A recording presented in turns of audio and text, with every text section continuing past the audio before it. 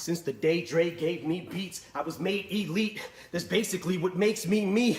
Creating stink till these tats are fading ink. Who's the greatest? Think we're still debating. Wink. In my opinion, Eminem is the greatest lyricist of all time. Uh-oh, sound the debate alarms. I recently watched the rap battles from 8 Mile on YouTube and felt like this would make an interesting video. So the clip I used to detail how Eminem taught me marketing and sales is the final rap battle with Papa Doc. For those of you who haven't watched the movie 8 Mile, Eminem's character is enemies with the Free World, a group of battle rappers from Detroit. The movie centers around Eminem's real-life come-up through the battle rap scene in Detroit, Michigan. Battle rap is essentially where two rappers freestyle in a competition up on a stage, and the crowd selects the winner at the end. Typically, the rappers' punchlines are criticisms against their opponent. I've always looked at battle rap as competition, war. And the main objective is to destroy, completely fucking obliterate your opponent. Let's get to the 8 Mile rap battle.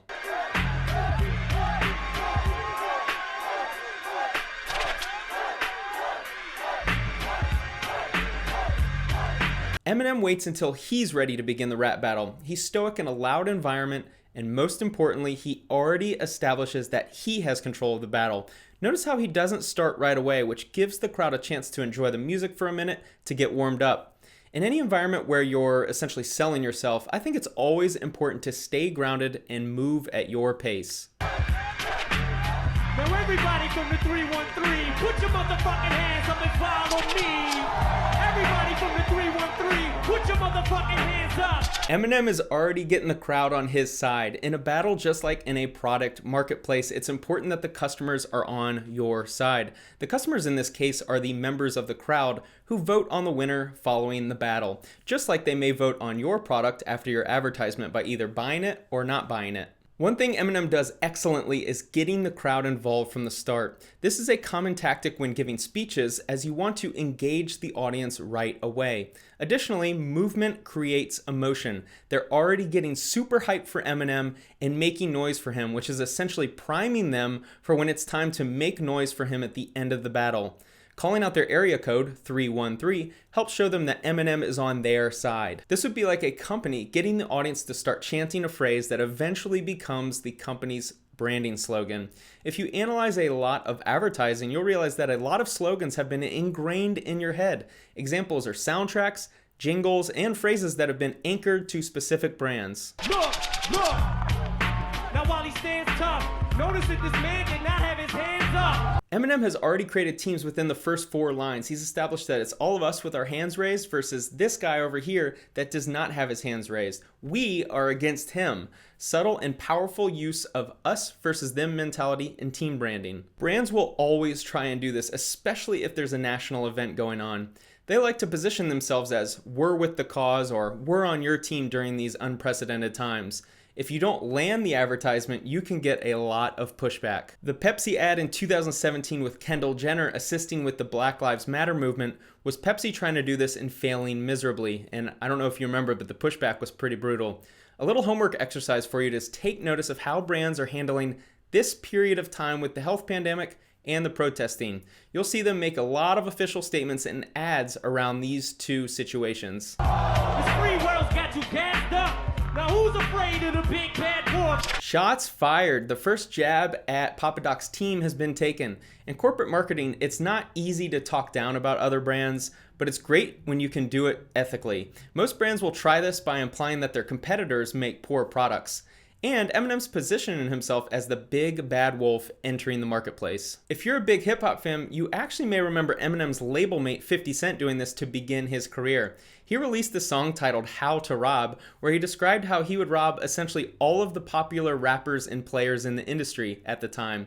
And this was him basically saying, I'm the new big bad wolf. And let's be transparent here, I've made a lot of video essays about people who are trending on social media, and I've positioned myself as the big bad wolf coming in to clean up the unethical practices in the marketplace. I'm saying that the environment of internet marketing has all of the consumers gassed up. Same tactic as Eminem. 1, 2, 3 into the 4. 1 pop, 2 pop, 3 pop, 4. 4 pop, 3 pop, 2 pop, 1. Your pop, he's pop, no pop, none. He's calling all of his competition imitators, and they all failed at that. The recent chicken sandwich wars between Popeyes, Chick-fil-A, and McDonald's is a recent example of this. If you remember, Popeyes burst onto the scene with their new chicken sandwich and started a social media war by basically saying, your products aren't as good as ours. Imitation is a smart strategy when entering a marketplace if there's data showing what works, but you better create a product that consumers want more than your competition, or you just look like an uncredible trend surfer. This guy ain't no motherfucking MC. I know everything he's about to say against me. These two lines serve two purposes and essentially compound on each other. First, Eminem downplays his opponent's abilities to be an MC. By the way, in this rap battle environment, being a real MC is the highest praise, so not being an MC would be of low status. He then uses a tactic called stealing thunder to maximize this effect. In the book Law and Human Behavior, the authors describe stealing thunder as a discussion tactic in which an individual reveals potentially incriminating evidence first, for the purpose of reducing its negative impact on an evaluative audience. When you are able to address criticisms before your opponent can, it completely eliminates the power they have on you. Jeff Bezos knew the power of this effect when someone was trying to blackmail him in February 2019. If you remember, he wrote a blog post out of nowhere talking about what the blackmailer was trying to expose him for. Once he did that, the blackmailer basically had no power over him, because we already knew what could have been released. And Jeff Bezos, telling it in his own words, let him control the narrative of the story. Very, very important, as you always want to control the narrative of your story. You are put in a very weak position if your opponent or competition ever gets a chance to control your narrative. Pay attention to what Eminem says in this next segment. I am white. I am a fucking bum. I do live in a trailer with my mom. My boy Future is an Uncle Tom. I do got a dumb friend named Cheddar Bob who shoots himself in his leg with his own gun. Since Eminem is able to address all of the criticisms first, his opponent Papa Doc doesn't have the ability to criticize him. If Papa Doc uses any of these facts as any of his punchlines in his verse, it will look super weak because the audience is already aware of Eminem's faults. This is commonly seen in sales calls with handling objections before the customer brings them up. If you know a common objection to customers purchasing your product is a high price, then you should address the objection before they can. An example is, hey customer, right now we have the highest priced product on the market, but our product comes with a year-long warranty as opposed to the industry standard 6 months, and we're still seeing customers earning 2x return on their dollars even at our price point. You can see how a customer then complaining about price feels weird because you've already had that discussion. I did get jumped by all 6 of you chumps.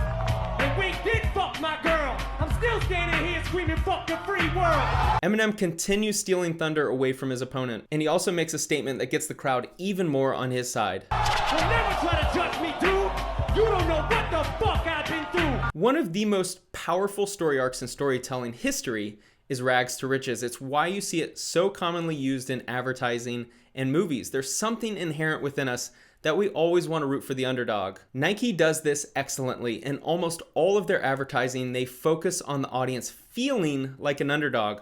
Most of their ads include some type of path that the hero took from pain into stardom and overcoming the odds. Pay attention next time you see a Nike ad and you'll see exactly what I mean. But I know something about you. Adding mystery and curiosity, very powerful technique when you understand the consumer. In this specific scenario, Eminem's about to completely tear down his opponent because M knows about his past. But in the marketing and sales world, you can use knowledge you have of someone as a strength to assist them in finding the right product for their needs. You went to Cranbrook. That's a private school. What's the matter, dog? You embarrassed? This guy's a gangster. His real name's Clarence. And Clarence lives at home with both parents. And Clarence's parents have a real good marriage. It is very important to understand your audience. Based on the audience's reaction, you can tell that this is a way for Eminem to belittle his opponent. Cranbrook is an elite school for kids and wealthy families which destroys Clarence's credibility as a wannabe gangster. Regardless of the product or service, if your opponent loses credibility in the eyes of the consumer, the market share is yours to take. Also, this is another instance of Eminem basically separating the audience from his opponent. Remember, Eminem's goal is to have the audience rooting for him at the end of the battle, and by making it appear that his opponent is not one of them, it's much easier for the audience to not vote for Papa Doc. When you're selling a product, it is very important to know your audience so you can relate with them and empathize with any concerns they may have. This guy don't want to battle. He's shook, cause ain't no such things as halfway crooks. Another really powerful 2 lines. This is Eminem essentially taking advantage of a current trend. The beat used in this battle is Shook Ones Part 2 by Mobb Deep, which would have been popular during Eminem's days of coming up and rising through the local battle rap scene. The lyrics of the chorus of that song read, "Son, they shook, 'cause ain't no such thing as halfway crooks. Scared to death, scared to look, they shook, 'cause ain't no such things as halfway crooks." See, I can promise I have a career in rap.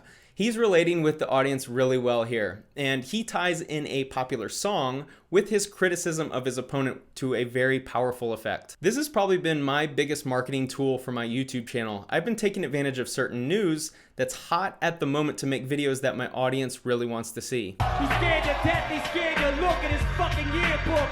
Fuck Cranbrook. Cranbrook in this movie serves as a symbol for the audience to see Eminem's opponent as an outsider. The entire audience likely wasn't given the opportunity to attend Cranbrook, which is one last way of positioning the opponent as someone who isn't on our team. Fuck a beat, I go a cappella. This last a cappella portion shut down the club and ended the battle. For the sake of this video, the final segment represents one form of marketing. This is a loud and arrogant way to position yourself or your brand.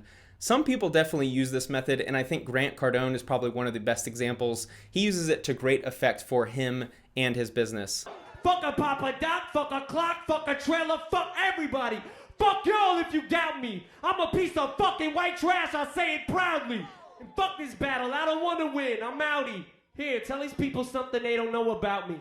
Eminem absolutely murdered his opponent and this battle. It's extremely refreshing when someone is fully comfortable with themselves and is outcome independent. And I think this is why Eminem's freestyle was so strong. Eminem was finally free. By the end of the movie, he had already been booed off stage, lost his girl to one of his rivals, had his friend shoot himself, was working a dead-end job, and had a highly tumultuous relationship with his mom and stepdad. This final segment represents the best marketing strategy used by companies or brands that want to be very polarizing. These are companies who have a clear divide in their potential customer base. Off the top of my head, I'm thinking about political pundits, gun companies, comedians, and Floyd Mayweather.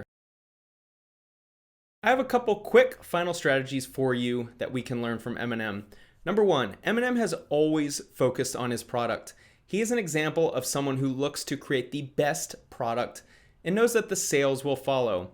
Number 2, he has always made very attention-getting music, which is the best marketing tactic. Attention. This is very true in the internet marketing world, as most of the industry uses flashy means to sell products. 3, he never apologizes because he knows his audience really well. Rap, battle rap, freestyling is all just a game of poetry and to not be taken literally all the time. It's super dope if you're still watching and you watch the entire video. That's great for the algorithm, and I hope this video was not only educational but also entertaining as well. Thank you so much for watching.